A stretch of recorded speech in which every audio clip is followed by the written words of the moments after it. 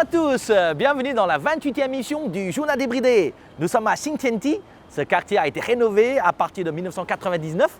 Aujourd'hui, c'est un quartier dynamique et incontournable de Shanghai avec ses nombreux restaurants, bars et commerces. On commence l'émission tout de suite avec Quoi de neuf en Chine?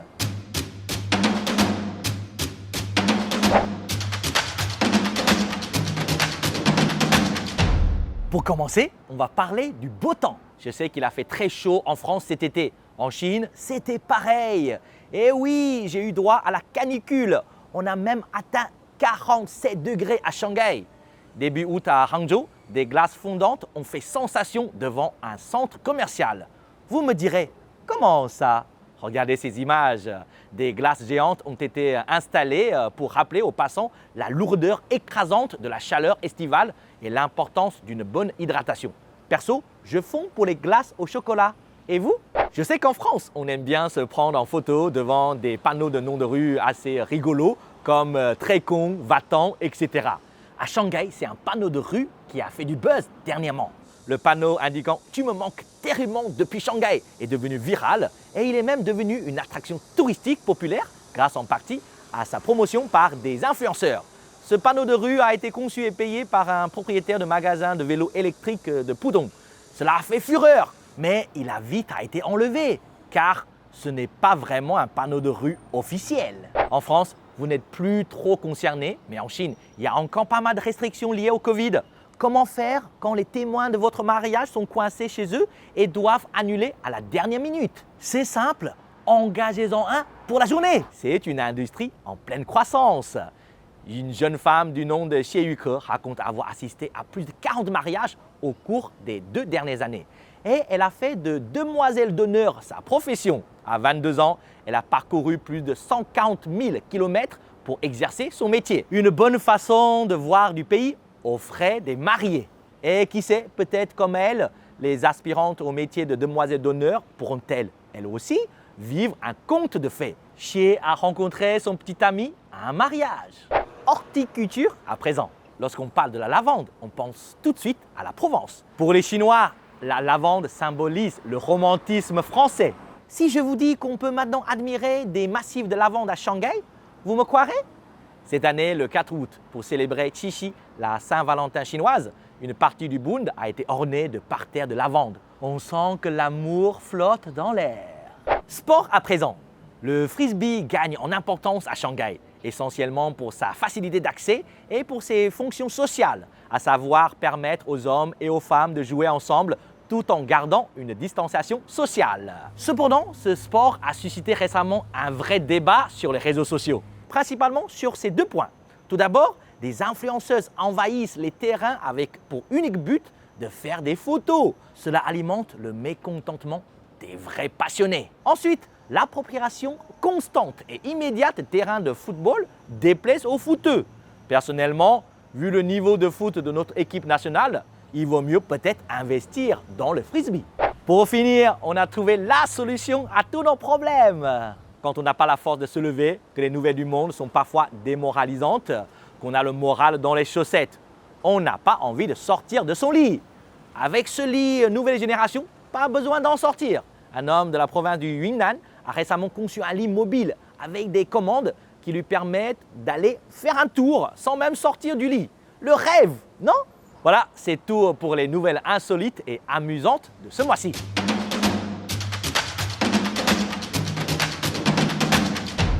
Si je vous dis Hervé Cuisine, Jean Humbert ou French Naked Chef, ça vous dit quelque chose? Ce sont effectivement des influenceurs culinaires français. Aujourd'hui, dans Zoom sur le net, je vous fais découvrir quelques influenceurs culinaires chinois les plus suivis sur Douyin, le TikTok chinois. On commence par Yeshi Xiaoge, avec plus de 5 millions de followers sur Douyin. Il ne parle jamais, pas un mot dans ses vidéos et pas vraiment de recettes de cuisine. On le voit toujours en train de se goinfrer dans la nature, parfois dans les montagnes enneigées, parfois dans un paysage bucolique. Pas de cuisine compliquée, quelques brochettes, quelques écrevisses, une bonne bière et hop, c'est la grande bouffe. Un bon gueuleton en pleine nature, c'est parfois aussi simple que ça. Voyons maintenant Li Wo Shaonu Mini, anciennement appelé Ta Wei Mini, gros estomac mini. Je vous l'accorde, gros et mini, c'est déjà une contradiction. Avec plus de 6 millions de fans sur Douyin, cette jolie demoiselle a un estomac qui engloutit des quantités gargantuesques de nourriture.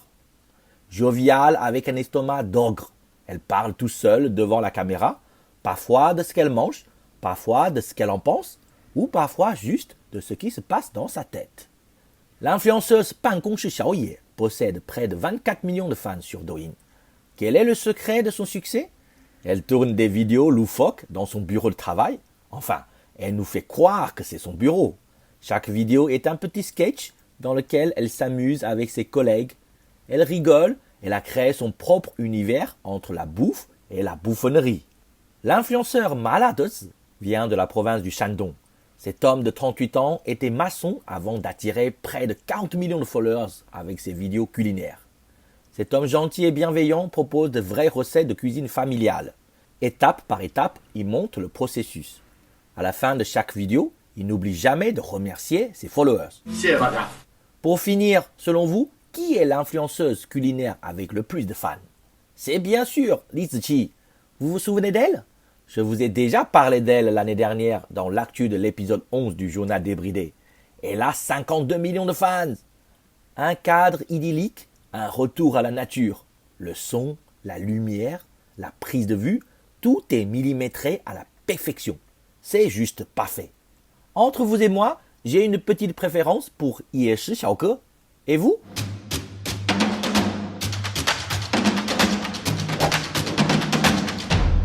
Nul ne doute que la cuisine chinoise est riche et variée. Chaque région possède son propre secret culinaire.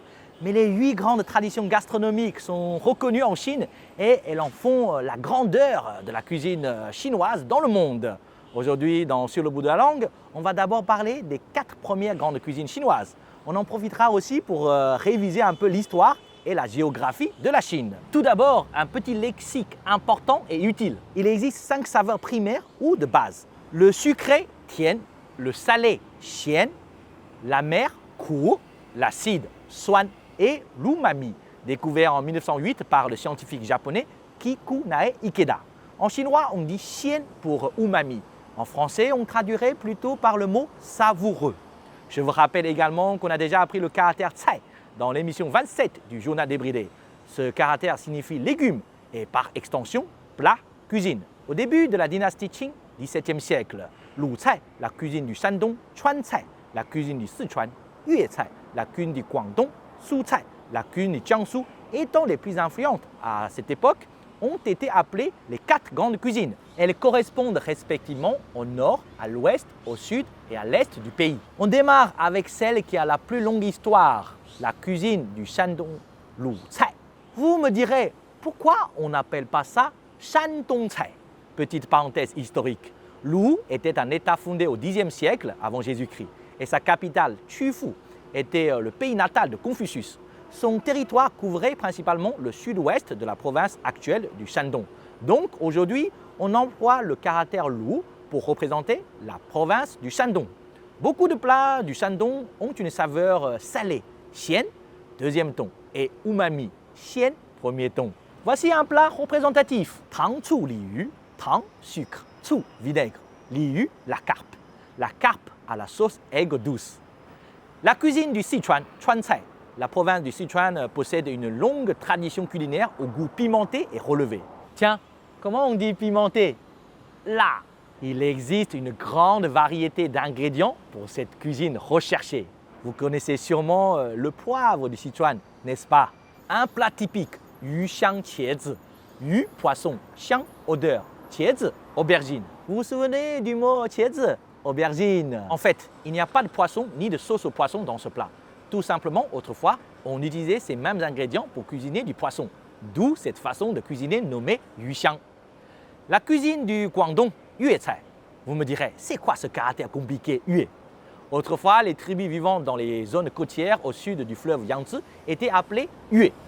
La tribu installée dans le Guangdong est connue sous le nom de Nanyue, yue du sud. À cette époque, les deux caractères yue et yue étaient utilisés de manière interchangeable.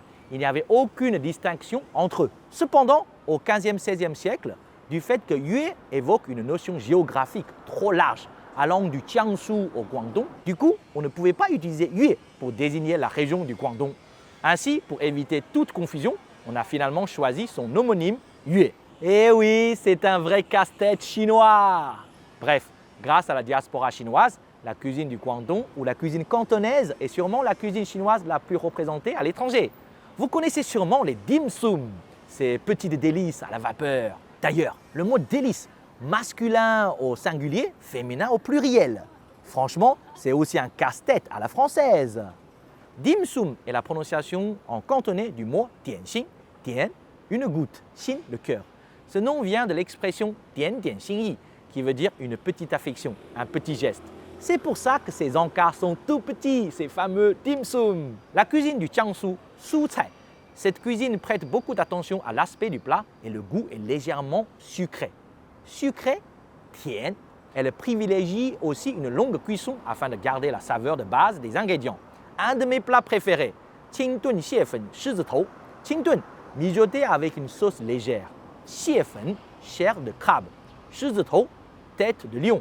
Eh oui, ce sont des boulettes de viande de porc bien mijotées. Bien sûr, il reste encore 4 grandes cuisines à connaître. Mais ça, c'est pour la prochaine émission. J'espère que ça vous a mis l'eau à la bouche. En attendant, j'ai une petite surprise pour vous. On va aller voir notre invité mystère qui est un grand connaisseur de la cuisine chinoise. On y va?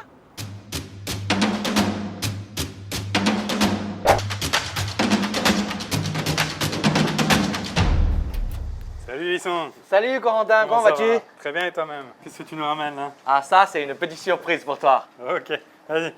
Bonjour à tous, je m'appelle Corentin Delcroix, alias Zhuchu Guangtan. Je suis français, je viens du nord de la France, de Douai. Je suis basé en Chine depuis maintenant 17 ans, à Shanghai. Et je suis cuisinier et influenceur sur les réseaux sociaux chinois. Alors Corentin, ta première rencontre avec la Chine? C'était en 2002. Et pour être honnête, c'est un peu le fruit du hasard parce qu'au final, j'ai fait une école de commerce en France. Ça s'appelle le CESEM. En gros, cette école, c'est 2 ans en France et après 2 ans à l'étranger. Et il y a des programmes franco-allemands, franco-mexicains, franco-chinois. Et à l'époque, moi, j'ai toujours bien aimé voyager. Je connaissais absolument rien à la Chine, vraiment rien. Et donc, au final, c'est ça qui m'a attiré. Je me suis dit, je ne connais pas du tout. C'est un grand pays, ça vaut le coup d'aller voir ce qui se passe là-bas. Donc, j'ai choisi le programme franco-chinois, mais c'était un peu par hasard. Quelles étaient tes impressions à ton arrivée en Chine? Alors, première impression, ça a été choqué par l'échelle de tout ici. Moi, je viens d'une petite ville en France, de Douai, dans le nord de la France, c'est 60 000 habitants. Tu arrives à Shanghai, il y a plus de 20 millions d'habitants. À l'époque, ça fait un gros changement. Tout paraît immense, tu as l'impression qu'il y a toujours énormément de monde partout. Donc ça, c'était la première impression. Et deuxième impression, c'est la cuisine. Ça a été vraiment une découverte pour moi. J'ai adoré dès le premier contact avec la cuisine chinoise. Très différent de la cuisine chinoise que j'avais connue en France. J'ai passé beaucoup de temps tous les jours à essayer de découvrir des nouveaux plats, essayer d'apprendre tous les caractères autour de la cuisine, de déchiffrer les menus, etc. Donc la cuisine pour moi a été une grosse révélation. Parle-nous un petit peu de ton parcours professionnel. Pendant cette période en Chine, en étudiant le commerce, j'ai découvert la cuisine chinoise. Je me suis intéressé à la cuisine. J'ai commencé à apprendre un peu de la cuisine chinoise et j'ai découvert que j'aimais beaucoup ça. Donc j'ai décidé de repartir en France, d'apprendre la cuisine française. Donc là, j'ai fait 2 ans et demi à l'Institut Paul Bocuse. Après, j'ai travaillé un peu en France dans des restaurants. Et en 2010, l'Institut Paul Bocuse voulait ouvrir pour l'exposition universelle de Shanghai une succursale de l'école. Donc vu que j'avais déjà de l'expérience en Chine et que j'étais diplômé de l'école, donc ils m'ont rappelé pour faire partie de l'équipe qui a ouvert l'Institut Paul Bocuse à Shanghai. Au bout de 5 ans, j'ai décidé de partir et j'ai créé une société de conseil.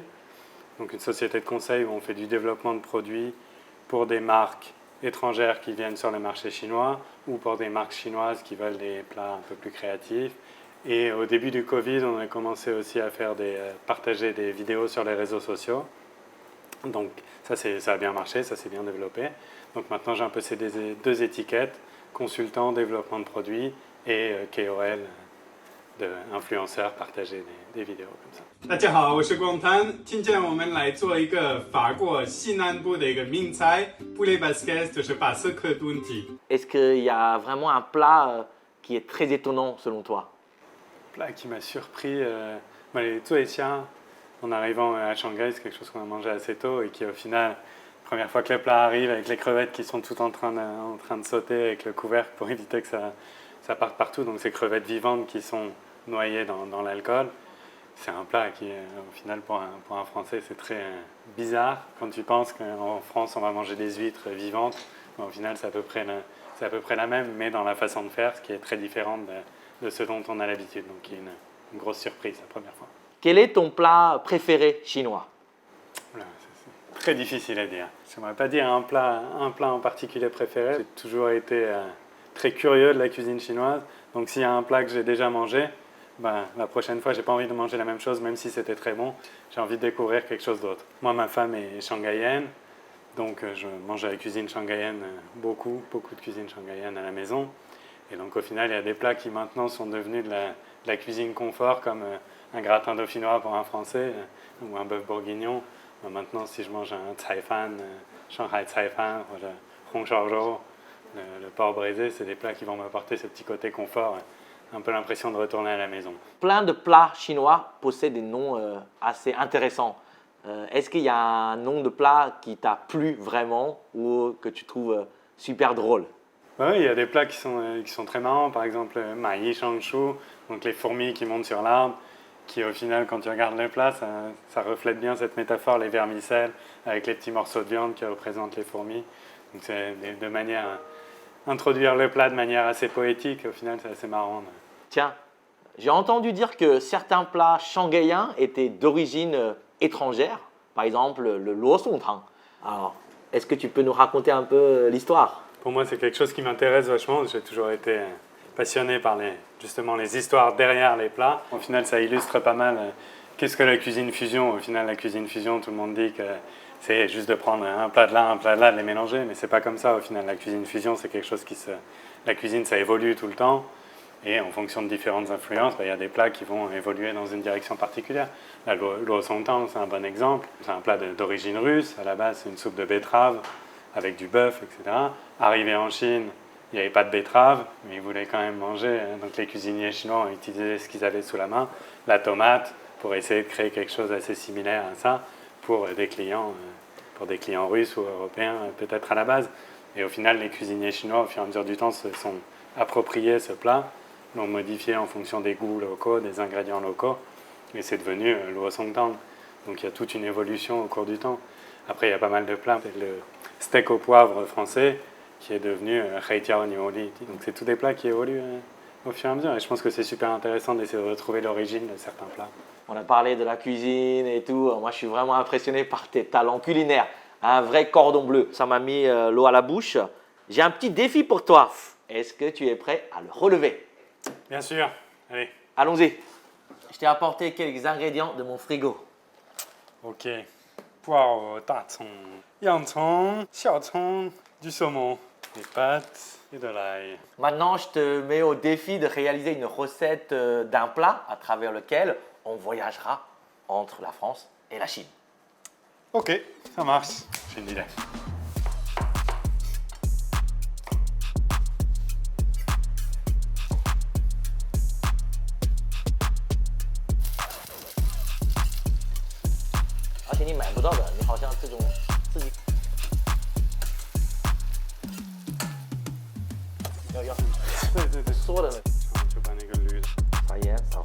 Cuisine fusion, hein. Tu dis voyager, on va voyager entre la Chine et la France. En France, on mange des pâtes avec saumon et de la crème.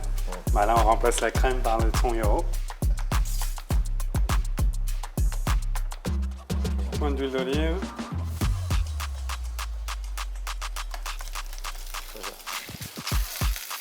Et imiter ça avec le saumon.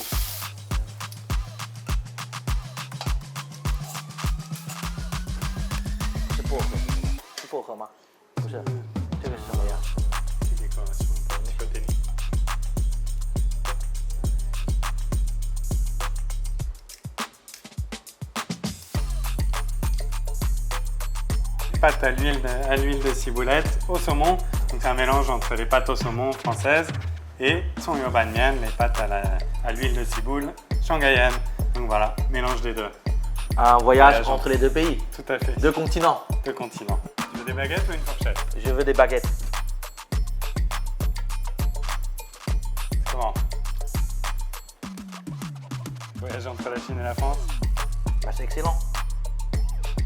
Bon, on n'a pas besoin de filmer tout le truc non plus, tu vois.